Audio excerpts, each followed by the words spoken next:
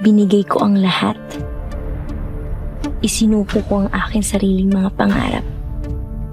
Dahil akala ko magiging masaya tayo. Flowers for my lovely wife. Wow, ang sweet naman. Gusto ko kasi mapasaya kita. Alam kong lagi ka nalulungkot pag wala ako dito eh. Ang swerte mo, kasi pinakasalan ka ni Rhoda. Premium yung asawa mo. Alam ba ni Rhoda na bachelor's party itong pupuntahan mo? Wala naman akong balak magpa-holiday. I'm Ace. And I'm your bunny girl.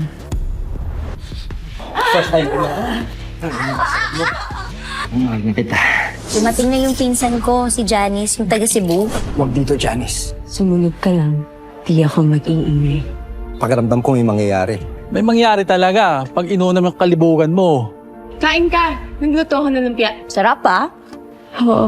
Ayoko na nagtatago. Aaminin ko na to sa asawa mo. Han, tapos ka na ba?